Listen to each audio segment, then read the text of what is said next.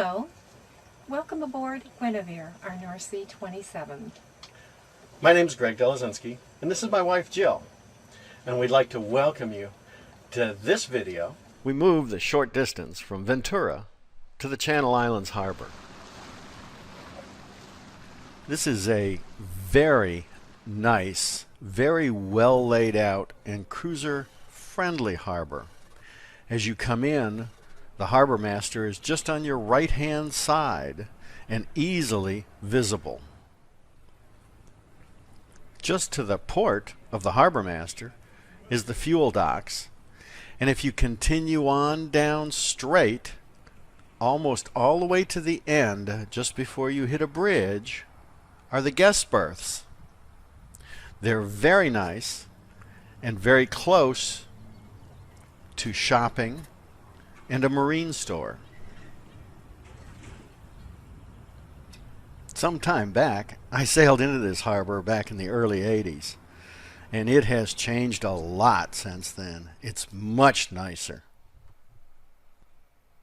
While we were here, we had the great pleasure to meet up with a number of other cruising sailboats also heading down the coast. We met James and Anne, a great British couple on Novia. They're in the South Pacific now. We met Scott and Mary on Fandango. Dennis on a schooner about 60 foot called Escapade, who went down through the canal. And we met Paul and Debbie on Serenity, who we met over and over again all the way down through our Sea of Cortez adventures. Later, one evening, we all got together on Escapade for sort of a potluck, and then it was about time. We all pulled up our mooring lines and one by one headed out of the harbor to move on south to our next destination. We decided to make an overnight sail down past LA to Dana Point. Jill and I were both looking forward to visiting this harbor. We had both read the Richard Henry Dana book 2 years before the mast. We had even been to a one-man play based on the book, done in the San Francisco Maritime Museum. It was held aboard one of the old restored ships there. That was a memorable event. We had a very good time visiting here and took the time to replace a throttle cable. After we arrived, I did an engine room inspection and found that the old one was looking kind of worn. We met with friends here also. We visited the yacht club and found them very friendly and welcoming. We explored the town and loved this beautiful outlook of the harbor. We imagined the men from the schooners collecting hides and throwing them down the cliffs to be collected and carried to the waiting ships below. My guess is they wouldn't recognize this area now. The Dana Point Harbor Master's office is just as you come into the harbor. The harbor is sort of like an H shape, and you have to go in one area to check in, and then you go out around to the back to the guest docks. Dennis, who we met in the Channel Islands harbor and was single-handing a 60-foot schooner down to the Panama Canal and to Florida, pulled in for an evening. He was out the next morning by dawn. It was then time to move on. We were bound and determined to head south. Next in our sights was Oceanside Harbor. When we entered the harbor, we saw a lot of fish trap buoys just outside the harbor entrance. We had to work our way through them to get in. Oceanside is a small harbor. The guest dock is also the police dock. Don't come in on the left side. It's often the quarantine area.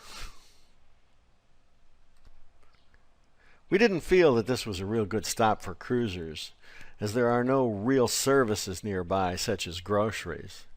There is a marina and a marine store. but that's about it. We only stayed a very short time, as we were ready to move on. San Diego was in our sights.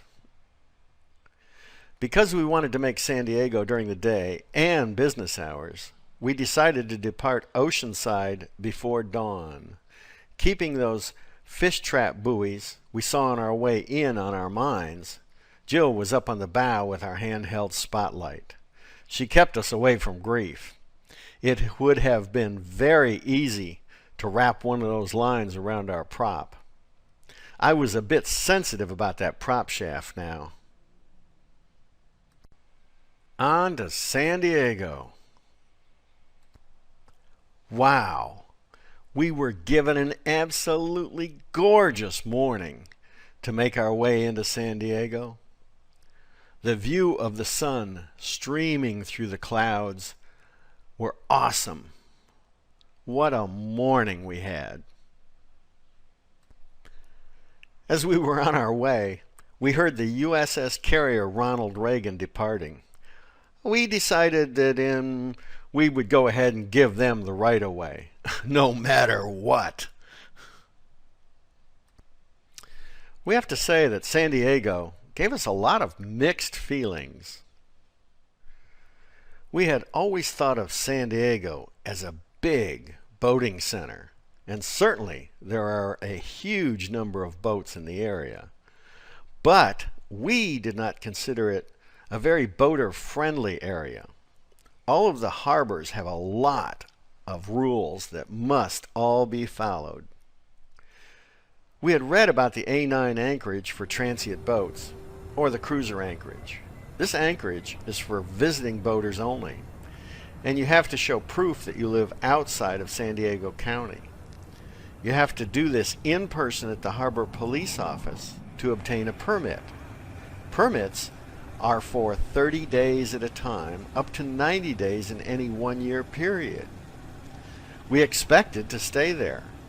The Baja boats had all left, and we did not expect it to be overly crowded. During our time in this area, over a month, we checked back often, and it was always full. And this was December.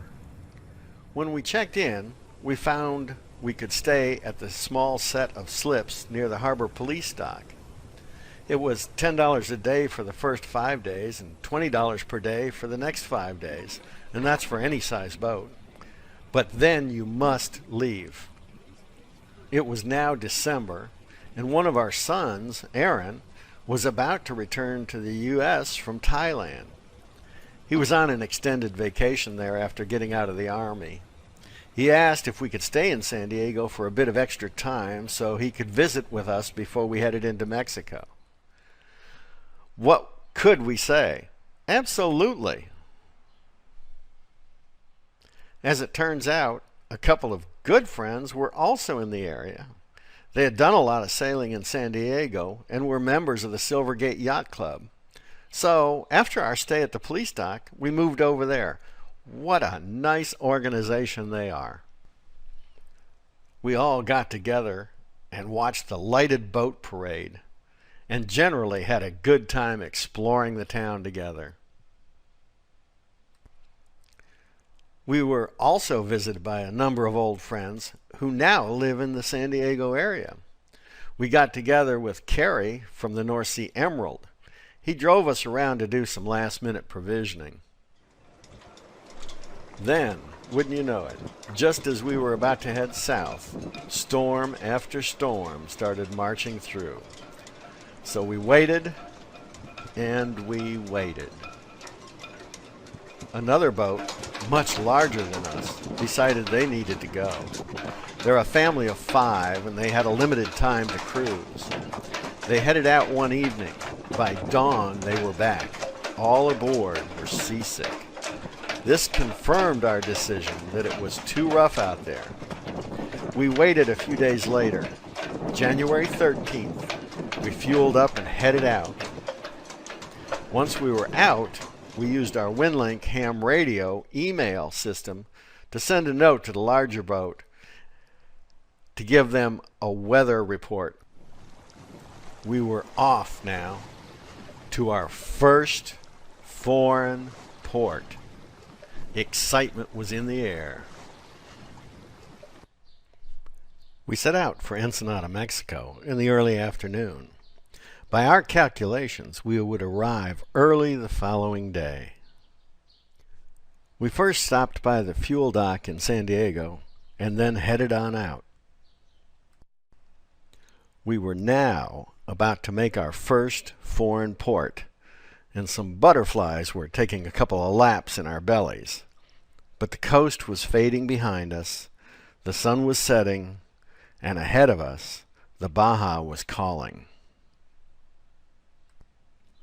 We actually pulled into Ensenada Harbor about 8:30 a.m. in the morning. It was kind of funny, as we entered the harbor, that large boat with the family we had sent an email to as we had left was powering full speed ahead right behind us. Upon our arrival in the bay, we began to scan the waterfront. We were looking for the giant Mexican flag that we had heard about. We later learned that the flag was out for repair. When it was finally flying, it was a beautiful sight. We took a slip in Baja Naval, since for a small fee they would take care of the check-in process. We went with that arrangement. Roger, who welcomed us to Baja Naval, was a major source of information. The marina offers many conveniences, such as free phone calls to the U.S., a ride to the market for provisions, and free internet, and the only marina here that offers a city map. The first thing we noticed here is how different the town is when the cruise ships arrive. The population triples and the prices double. We spent the next week or so exploring our surroundings. We found some great restaurants and fun things to do. We were also reunited with a few of the boats we had met earlier along the California coast. Novia, Serenity, and a few others. We had a good time together, exploring individually and sharing our finds with each other. Before we left the USA, everyone was telling us about the lack of good food available in Mexico. About the second week at the marina, Roger told us there was a free ride to and from the large supermarket if we wanted to go. So, we decided to see what they had. We took the ride and walked around the market and were astonished at what we saw. Wow! Why did we stock up in the United States?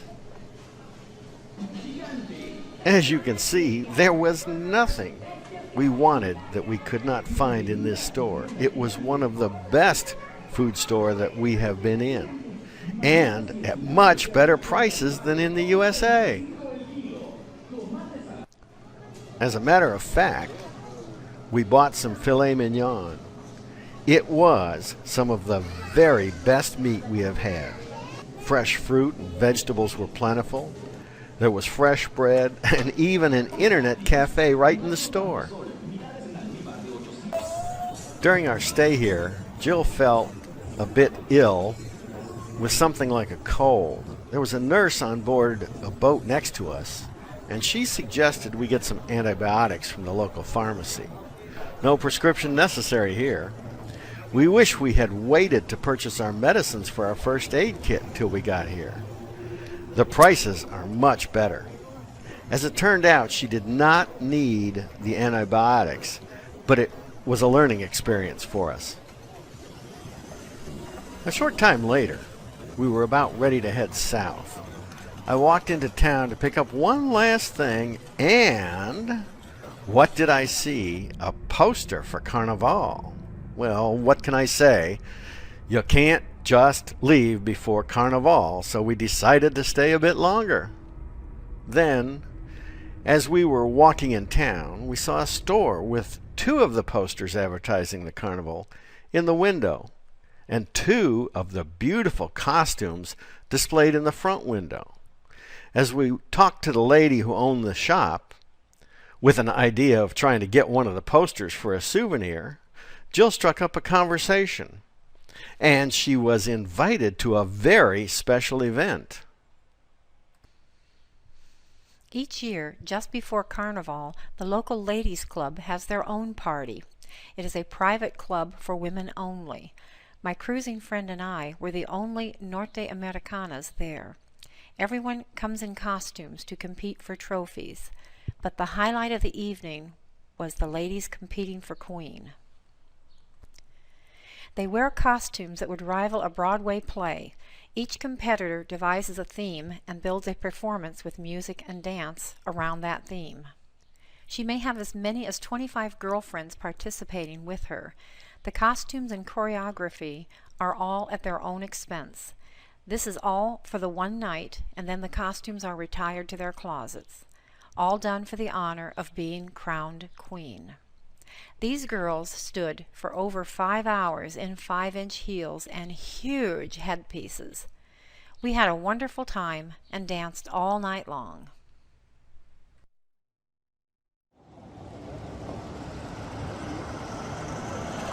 Carnival was great. We had never been to anything like it in the USA. It was sort of like a circus, a carnival, a concert, a parade, a street fair, a food show, and an art and wine festival all rolled into one. And it lasted a whole week. And it also lasted well into the early hours of the morning. These people sure know how to party. To watch the parade, we got a seat in the bleachers with the locals. It was so much fun. They are such happy people. The parade actually ran 3 times. It went southbound on the road, then it would go northbound the next day, and then southbound on the 3rd day.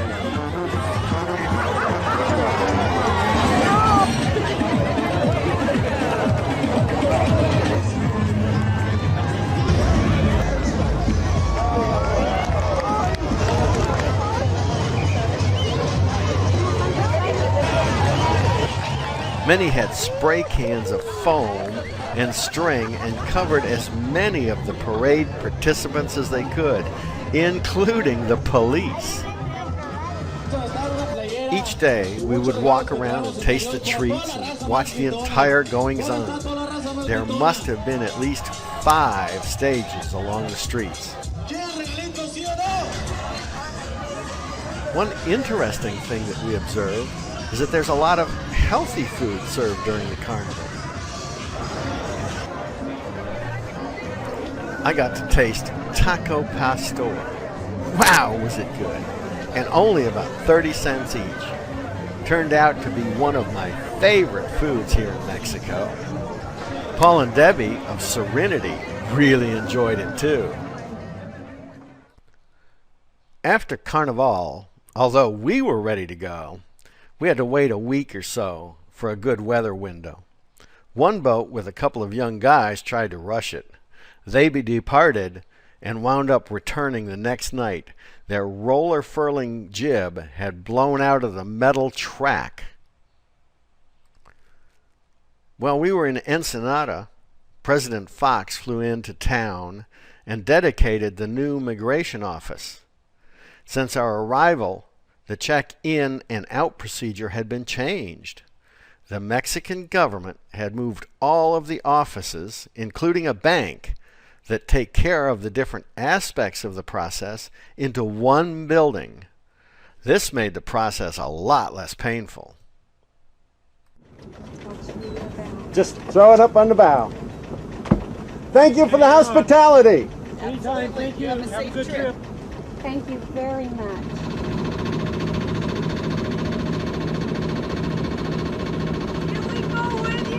Come on. Just pull up that chain thing. We'll see you down.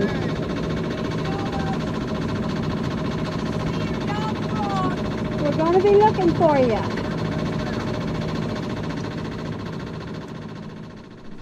With our fun meter filled to the brim, We finally pointed the bow southward and headed out. After Ensenada, we headed for San Quentin.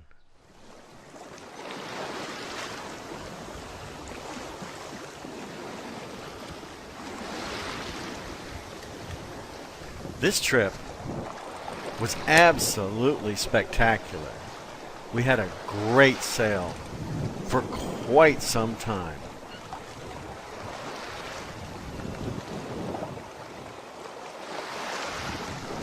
After the hectic pace of carnival, it's amazing how relaxing it is to just let Mom, the monitor wind vane, do the steering and take care of us as we travel effortlessly through the water.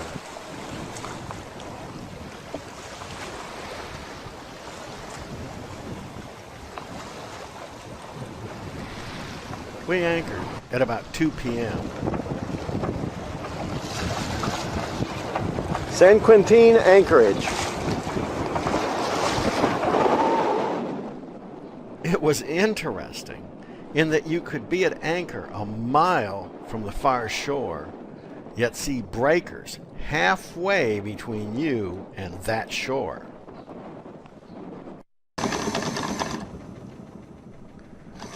We only stayed one night, and in the morning we upped anchor and we headed out. Okay, you're free to navigate. Forward.